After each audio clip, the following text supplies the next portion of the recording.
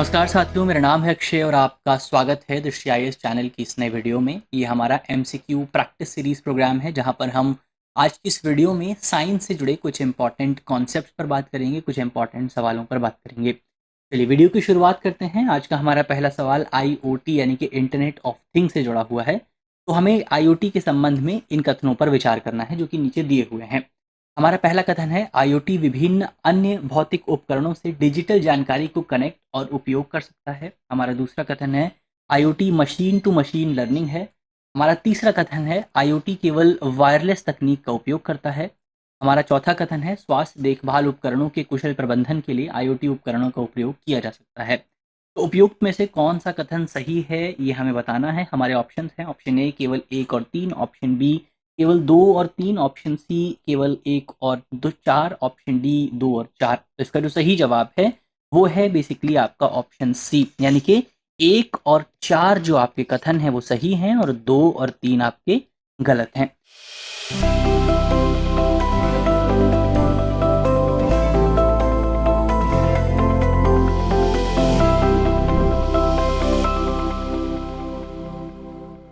चलिए इस पर विस्तार से बात करते हैं। सबसे पहले जो हमारे सामने शब्द आता है वो है आईओटी यानी कि इंटरनेट ऑफ थिंग्स।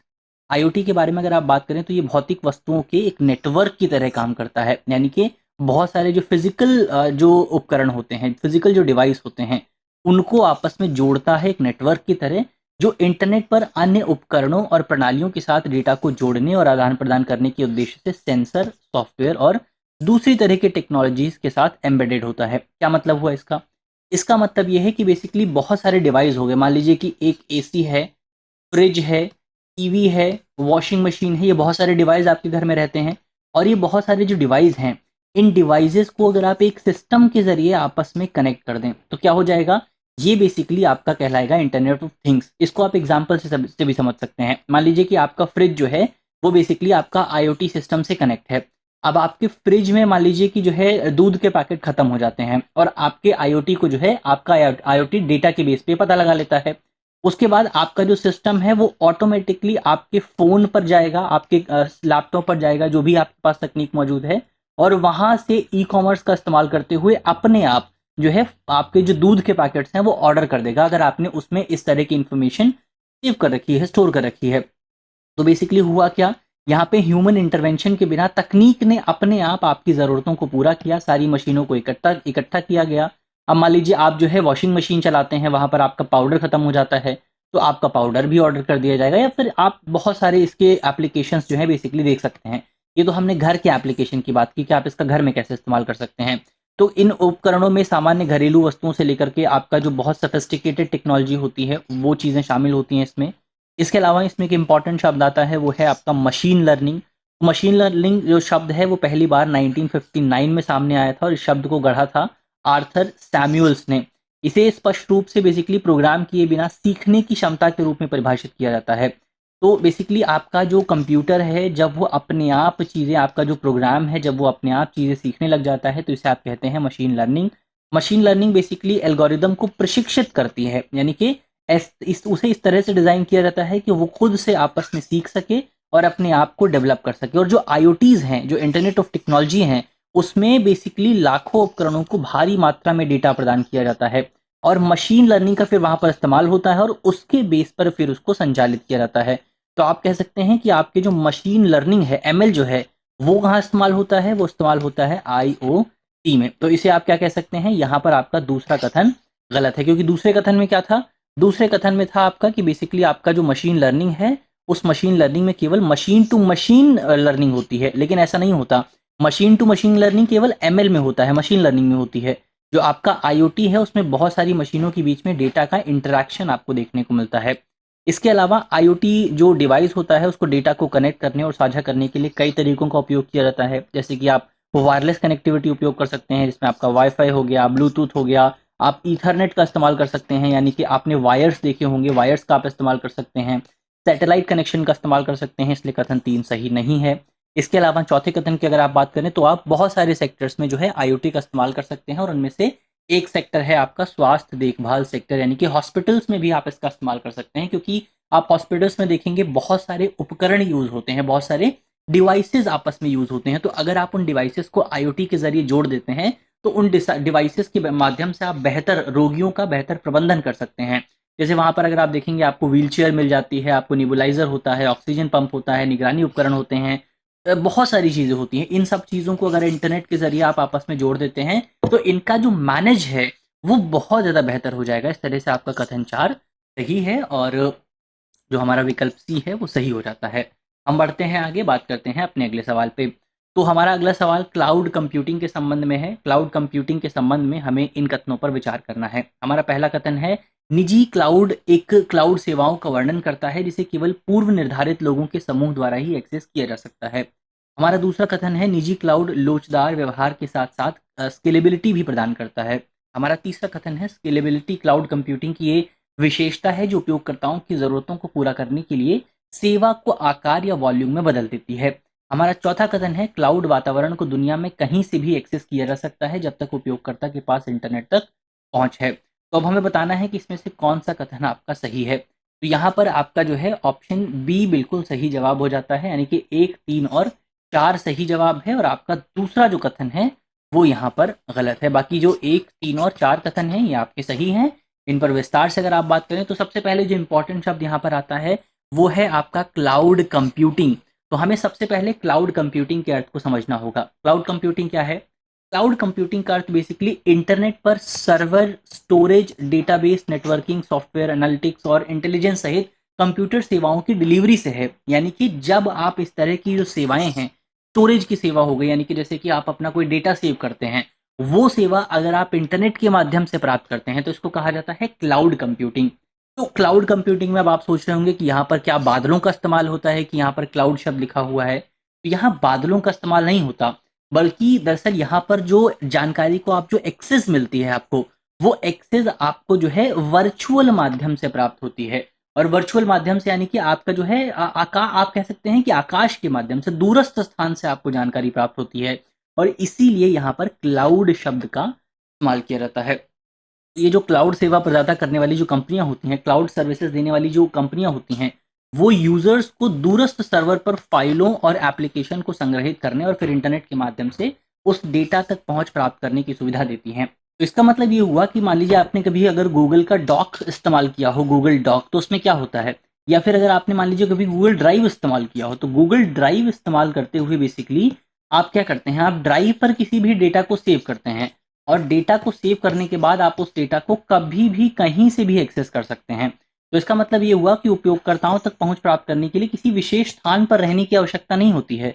वो उपयोगकर्ताओं को कहीं से भी काम करने की अनुमति मिलती है, यानी कि इंटरनेट जो है क्लाउड बन जाता है, आप कहीं से भी उसका इस्तेमाल कर सकते हैं और डेटा, कार्य और एप्लीकेशन किसी भी डिवाइस पर उपलब्ध होते हैं जिसे कहीं भी दुनिया में इंटरनेट से जोड़ा जा सकता है। यानी कि आपका कथन 4 यहाँ पर सही है। आप इंटरनेट के जरिए किसी भी चीज को जो है किसी भी डेटा को आसानी से कहीं भी प्राप्त कर सकते हैं। तो गूगल ड्राइव की हमने बात की, गूगल ड्राइव के एग्जांपल से हमने समझा। अब जो क्लाउड सेवाएं होती हैं उन्हें 3 तरीके से देखा जा सकता है, 3 तरह की मानी जा सकती हैं। सबसे पहले है सार्वजनिक क्लाउड, इसके अलावा निजी क्लाउड, प्राइवेट क्लाउड, इसके अलावा हाइब्रिड क्लाउड। तो सार्वजनिक क्लाउड क्या होता है? सार्वजनिक क्लाउड बेसिकली इसका जो स्वामित्व और संचालन होता है वो किसी third partly cloud service provider की ओर से किया जाता है।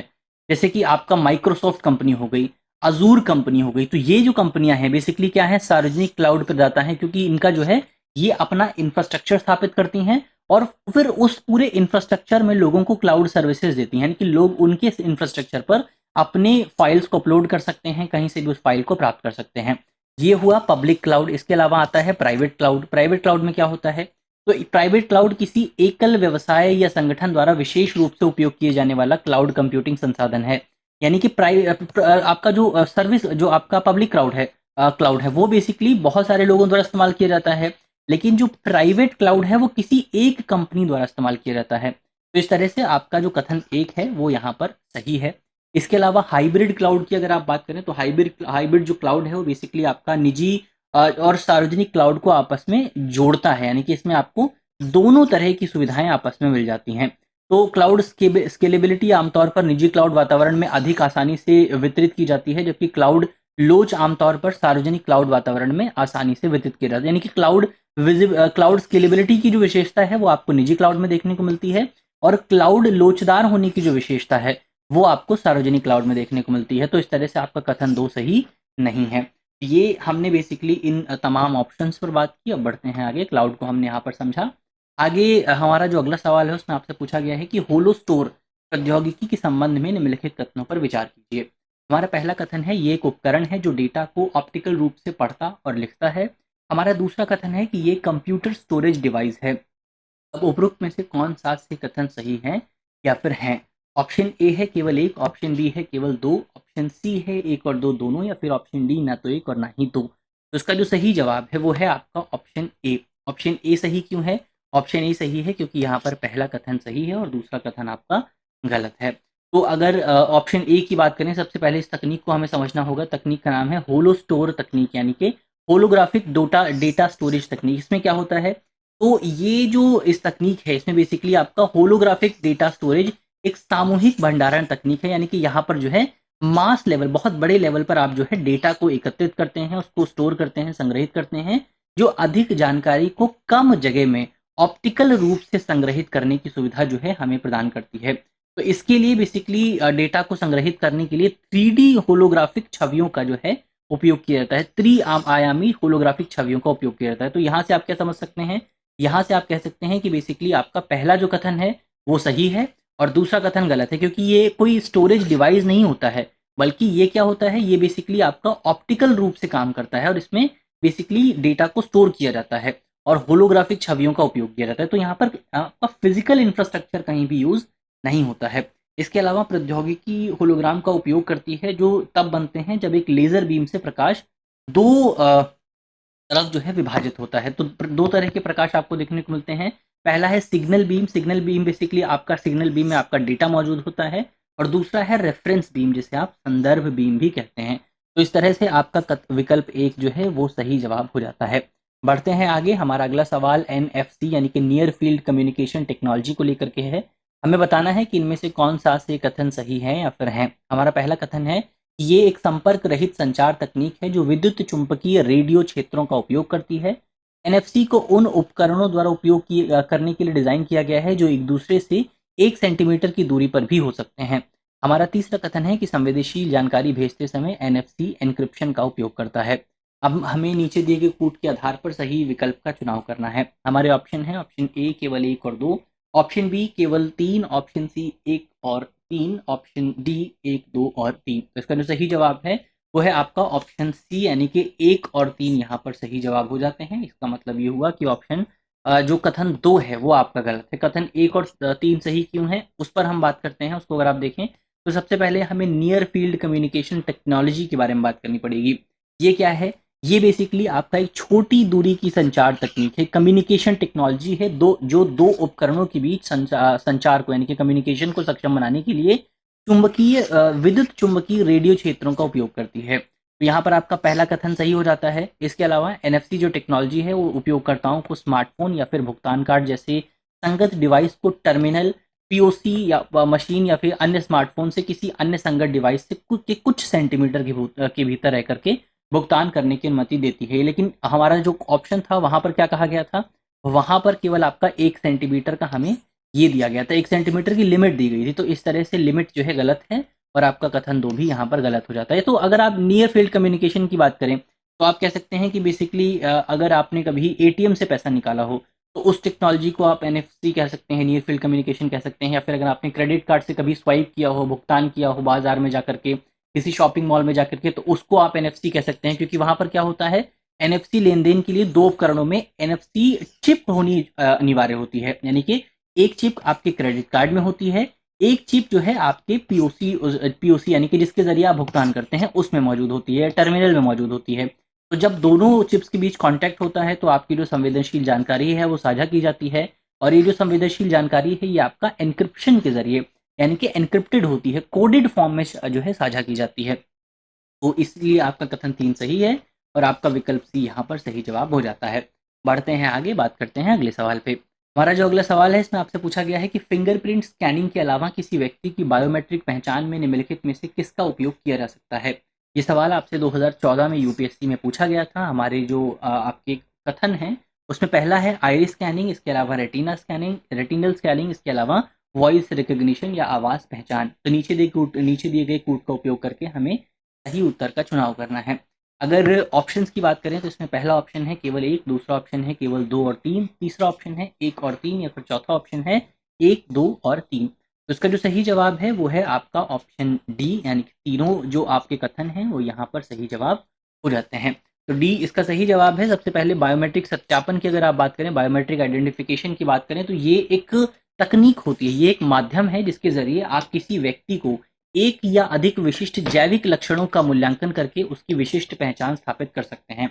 यानी कि एक व्यक्ति की स्पेसिफिक जानकारी के माध्यम से, बेसिकली उसकी बायोमेट्रिक जानकारी के माध्यम से उसकी जो है जैविक लक्षण क्या है, उसकी बायोलॉजिकल विशेषताएं क्या हैं, उनका उपयोग करते हुए आप उसकी पहचान को स्थापित करते हैं। तो विशिष्ट पहचानकर्ताओं में उंगलियों के निशान आपके शामिल हो सकते हैं, फिंगरप्रिंट हो सकते हैं, हाथों की ज्यामितियां हो सकती हैं, ईयरलोब ज्यामिति हो सकती है, रेटिना और आइरिस पैटर्न हो सकता है, आवाज तरंगे हो सकती हैं, डीएनए और हस्ताक्षर शामिल हो सकता है। तो बायोमेट्रिक सत्यापन का सबसे जो पुराना तरीका है वो है आपका फिंगरप्रिंट। इसके अलावा बायोमेट्रिक पहचान के लिए दी गई सभी प्रक्रियाओं, जैसे कि आपका आइरिस स्कैन हो गया, वॉइस रिकग्निशन हो गया और रेटिनल स्कैन हो गया, इसका उपयोग किया जा सकता है। तो आपके 1, 2, 3 और तीनों सही हैं और इसलिए आपका विकल्प डी सही जवाब हो जाता है। बढ़ते हैं आगे, बात करते हैं अपने अगले सवाल पे। हमारा अगला सवाल है कि क्लिक जैकिंग क्या है। ऑप्शन ए, उपकरण जो प्रत्येक क्लिक पर कुछ सेकंड में डेटा भेजता और प्राप्त करता है। ऑप्शन बी, एक उपकरण जो इंटरनेट पर क्लिक करता गिनता है। और ऑप्शन सी, गोपनीय जानकारी प्रकट करने के लिए वेब उपयोगकर्ताओं को बरगलाने की एक दुर्भावनापूर्ण तकनीक। ऑप्शन डी, एक डिजिटल प्रक्रिया जिसका उपयोग मोबाइल पर एक छवि प्रदर्शित करने के लिए किया जा सकता है। अब इसका जो सही जवाब है वो है आपका ऑप्शन सी। लेकिन ऑप्शन सी को समझने से पहले आपको क्लिक जैकिंग क्या होता है ये समझना पड़ेगा। क्लिक जैकिंग क्या है? तो क्लिक जैकिंग बेसिकली एक इंटरनेट पर हमला होता है। इंटरनेट पर आपके ऊपर जो हमला होता है उसका एक प्रकार है क्लिक जैकिंग। इसमें क्या होता है? इसमें एक उपयोगकर्ता को एक छिपी हुई वेबसाइट पर किसी अन्य सामग्री पर क्लिक करके कार्यवाही सामग्री पर क्लिक करने के लिए बेसिकली प्रेरित किया जाता है। इसमें क्या होता है बेसिकली? इसमें बेसिकली आपको जो है इंटरनेट पर किसी एक स्पेसिफिक जगह पर क्लिक करने के लिए मजबूर किया जाता है। मान लीजिए कि यहाँ पर लिखा हुआ है, एक आप जो है किसी वेबसाइट पर जाते हैं और उस वेबसाइट पर आपको लिखा हुआ दिखाई देता है click here to get free iPad. अब जो है आप क्या सोचेंगे, अगर आप जो है इस तकनीक के बारे में नहीं जानते हैं, इस पूरे हमले के बारे में नहीं जानते हैं, साइबर हमले से परिचित नहीं हैं, तो आप क्या करेंगे? आप जो है कि इस पूरे ऐड पर क्लिक कर देंगे और जैसे ही आप इस ऐड पर क्लिक करेंगे आपके जो क्रेडेंशियल्स हैं, आपकी जो इंपॉर्टेंट जानकारियां हैं, वो जानकारियां बेसिकली जो है उस व्यक्ति के पास पहुंच जाएंगी। तो इसका उपयोग बहुत तरीके से किया जा सकता है। जैसे ही आप इस ऐड पर क्लिक करेंगे, आपके फ़ोन में या फिर आप जो भी डिवाइस इस्तेमाल कर रहे हैं वहाँ पर मॉलवेयर डाउनलोड हो जाएगा और फिर उसका उपयोग बहुत तरीके से किया जा सकता है। जैसे कि आपकी संवेदनशील जानकारी प्राप्त करने के लिए किया जा सकता है, मनी ट्रांसफ़र करने के लिए किया जा सकता है आपके अकाउंट से, ऑनलाइन खरीदारी के लिए आपके अकाउंट से किया जा सकता है। तो इस तरह से ऑप्शन सी यहाँ पर सही जवाब हो जाता है। बढ़ते हैं आगे, बात करते हैं अपने अगले सवाल पे। तो हमारा अगला सवाल है कि ब्लूटूथ और वाईफाई डिवाइस में क्या अंतर है। हमारे ऑप्शन है, option A, Bluetooth 2.4 gigahertz radio frequency band का उपयोग करता है, जबकि वाईफाई 2.4 गीगाहर्ट्ज़ या 5 गीगाहर्ट्ज़ फ्रीक्वेंसी बैंड का उपयोग कर सकती है। ब्लूटूथ का उपयोग केवल वायरलेस लोकल एरिया नेटवर्क के लिए किया जा सकता है, जबकि वाईफाई का उपयोग केवल वायरलेस वाइड एरिया नेटवर्क के लिए किया जा सकता है। जब ब्लूटूथ तकनीक का उपयोग करके दो उपकरणों के बीच सूचना प्रसारित की जाती है तो दोनों उपकरणों को एक दूसरे की सीध में होना जरूरी है, लेकिन जब वाईफाई तकनीक का उपयोग किया जाता है तो उपकरणों को एक दूसरे की सीध में खड़े रखने की आवश्यकता नहीं होती है। हमारा विकल्प डी है। इस संदर्भ में ऊपर दिए गए कथन ए और बी दोनों सही हैं। इसका सही जवाब क्या है? इसका सही जवाब है ऑप्शन ए। तो सबसे पहले ब्लूटूथ और वाईफाई इन दोनों के बीच में हमें डिफरेंस को देखना होगा। सेम चीज़ें क्या है? सेम चीज़ यही है कि ये दोनों टेक्निक है जिस टेक्निक का इस्तेमाल करते हुए बेसिकली संचार प्रदान किया जाता है, कम्युनिकेशन के लिए किया जाता है। और ऐसा करने के लिए दोनों ही जो टेक्नोलॉजीज़ हैं वो रेडियो सिग्नल्स का उपयोग करती हैं। दोनों के बीच जो मुख्य अंतर है वो बेसिकली इनकी डिज़ाइनिंग और इनके यूज़ को लेकर के है। जब आप ब्लूटूथ की बात करते हैं तो हम जानते हैं कि ब्लूटूथ का जो उपयोग है वो बेसिकली डेटा साझा करने के लिए, कम दूरी के उपकरणों को कनेक्ट करने के लिए किया जाता है। जबकि जब आप बात करते हैं वाईफाई की जब आप बात करते हैं तो इसका इस्तेमाल हाई स्पीड इंटरनेट एक्सेस प्रदान करने के लिए किया जाता है। जबकि ब्लूटूथ टेक्निक जो है वो आपका 2.4 गीगाहर्ट्ज़ की जो है आवृत्ति पर काम करती है। वहीं जब आप वाईफाई की बात करते हैं तो इसमें ऑपरेशंस की 3 आवृत्तियां आपको देखने को मिलती हैं, 2.4 गीगाहर्ट्ज़, 5 गीगाहर्ट्ज़ और 60 गीगाहर्ट्ज़। तो इसलिए ऑप्शन ए जो है वो आपका सही जवाब हो जाता है। बात करते हैं अपने अगले सवाल की। तो हमारा अगला जो सवाल है उसमें हमें जो है निम्नलिखित जोड़ियों पर विचार करना है। जोड़ियाँ क्या-क्या हैं? सबसे पहले आपको एक तरफ मिलेगा सबसे पहले एक तरफ आपको मिलेगा सबसे पहले एक तरफ आपको मिलेगा कंप्यूटर खतरा, दूसरी तरफ आपको मिलेगा विवरण। तो खतरे में अगर आप देखें तो फ़िशिंग है। फ़िशिंग का विवरण क्या है? व्यक्तिगत जानकारी प्राप्त करने के लिए धोखा। रैनसमवेयर है, इसमें क्या लिखा गया है? जबरन वसूली की माँग करने के लिए कंप्यूटर और डेटा को लॉक करना। कृमि यानी कि वॉर्म, इसमें लिखा गया है ये बिना किसी मानवीय हस्तक्षेप के अपनी प्रतिकृति या फिर कॉपी बना सकता है। ऊपर दिए गए युग्मों में से कौन-सा सही सुमेलित है, हमें ये बताना है।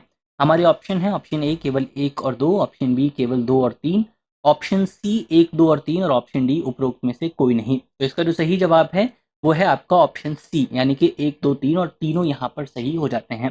तीनों के बारे में एक-एक करके बात करते हैं। सबसे पहले फ़िशिंग को अगर आप देखें, फ़िशिंग में क्या किया जाता है?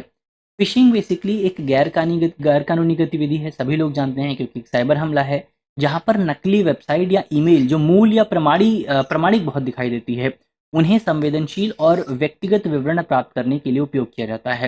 एग्ज़ाम्पल से इसको आप समझिए। एग्ज़ाम्पल से आप कह सकते हैं कि मान लीजिए आपको जो है एक मेल आता है, या फिर आपको जो है आपका दोस्त जो है आप या आपके दोस्त की आईडी से आपको एक लिंक देखने को मिलता है। लिंक जो है facebook.com का है। अब facebook.com का लिंक है, आपको लगेगा कि आपके दोस्त ने भेजा है, और लिंक भी आपको बहुत वैलिड लग रहा है, बहुत अच्छा दिखने में है, क्योंकि पूरी मैच हो रहा है। तो आप क्या करते हैं? इस लिंक पर क्लिक कर देते हैं। यहाँ पर आप जब आप इस लिंक पर जाते हैं, वहाँ पर आपको फेसबुक की तरह ही आपकी क्रेडेंशियल्स डालनी पड़ती हैं, और उसके बाद आप जो है आपको लगता है कि अब आप लॉगिन करने वाले हैं। जैसे ही आप लॉगिन का बटन दबाते हैं, ये जो जानकारियाँ आपने यहाँ पर डाली हैं, ये जानकारियाँ आपकी हैकर के पास पहुँच जाती हैं। अब यहाँ पर डिफरेंस क्या है? इसको पहचाना कैसे जाए? इसको आप पहचान सकते हैं। आपको ये जो यूआरएल आया था, ये यूआरएल पूरी तरह से facebook.com लिखा हुआ नहीं हो सकता है, क्योंकि एक कंपनी जो है वो एक ही यूआरएल को रजिस्टर कर सकती है। तो ये किस तरह से लिखा होगा? ये इस तरह से आपका लिखा हो सकता है। ये मान लीजिए फेसबुक इस तरह से लिखा है, इसमें बी की जगह आपका डी कर सकते हैं। तो अगर आप इसको देखेंगे तो ये भी आपको लगभग facebook.com की तरह ही दिखेगा, अगर आप इसको दूर से देख रहे हैं। लेकिन यहाँ पर बी को डी कर दिया गया है। तो इस तरह से जब भी आपके पास कोई यूआरएल आता है, तो सबसे पहले उस यूआरएल की आपको जाँच करनी है कि वो यूआरएल ठीक है या फिर गलत है। .com की जाँच करनी है। इसके अलावा आपको ये भी जाँच करनी है कि क्या यूआरएल जो है वो एचटीटीपीएस पर है या फिर केवल एचटीटीपी पर है। तो आपको आपके लिए जो जो सेफ वेबसाइट होती है, वो होती है जहाँ पर जो वेबसाइट आपका एचटीटीपीएस पर मौजूद होती है, और जो वेबसाइट केवल एचटीटीपी पर होती है वो सेफ नहीं होती है। तो आपको हमेशा देखना है, अगर आप देखेंगे facebook.com से पहले अगर आप किसी उस पर उसकी यूआरएल पर क्लिक करेंगे, तो वहाँ पर आपको ये दिखाई देगा, ये शब्द भी दिखाई देगा एचटीटीपीएस। तो जहाँ पर एचटीटीपीएस होता है वो सेफ माना जाता है। इसके अलावा सेकंड शब्द है रैनसमवेयर। रैनसमवेयर में क्या होता है? ये एक तरह का कंप्यूटर प्रोग्राम है या फिर मॉलवेयर प्रोग्राम है, जहाँ पर जो हमलावर है वो कंप्यूटर तक पहुँच प्राप्त करता है और आमतौर पर डेटा को एन्क्रिप्ट कर देता है, ताकि उपयोगकर्ता उसका एक्सेस प्राप्त ना कर सके। और फिर जो है बेसिकली उससे जो है कुछ पैसे मांगे जाते हैं कि अगर आपको अपनी जानकारी चाहिए, अगर आपको वापस से अपना फ़ोन इस्तेमाल करना है, तो आपको हमें कुछ पैसे देने पड़ेंगे। इसको आप रैनसमवेयर कहते हैं। इसके अलावा जो अगला शब्द था हमारा वो है worm, computer worm. Computer worm क्या होता है? ये भी एक प्रकार का मॉलवेयर ही है, मैलवेयर है, जो जो है प्रतिक्रिया एक कंप्यूटर से दूसरे कंप्यूटर में फैलता है, यानी कि एक कंप्यूटर से दूसरे कंप्यूटर को ये इन्फेक्ट कर सकता है। और ये जो वॉर्म है वो बिना किसी मानवीय संपर्क के खुद को दोहरा सकता है, यानी खुद की कॉपी जो है बना सकता है। और इसी विशेषता की वजह से कंप्यूटर वॉर्म को बहुत ज़्यादा खतरनाक माना जाता है। तो ये हमने तीनों शब्दों की बात कर ली है, और इस तरह से आपका कथन सी जो है, विकल्प सी जो है वो सही हो जाता है। अंत में आपके लिए एक अभ्यास प्रश्न भी है, और आपसे अभ्यास प्रश्न पूछा गया है कि बोलगार्ड 1 और बोलगार्ड 2 प्रौद्योगिकियों का उल्लेख निम्नलिखित संदर्भ में किया गया है। हमारे ऑप्शन है, ऑप्शन ए फसल पौधों का क्लोनल प्रसार, ऑप्शन बी आनुवांशिक रूप से संशोधित फसल पौधों का विकास, ऑप्शन सी पौधों के विकास पदार्थों का उत्पादन, ऑप्शन डी जैव उर्वरकों का उत्पादन। तो आप इसका जवाब कमेंट बॉक्स में बताएंगे। मिलते हैं आपसे कल, तब तक के लिए अपना ख्याल रखिए, ध्यान रखिए, पढ़ते रहिए। धन्यवाद। डियर व्यूअर्स, अपने एग्जाम की तैयारी को और बेहतर करने के लिए हमारे चैनल को लाइक, शेयर और सब्सक्राइब करना न भूलें।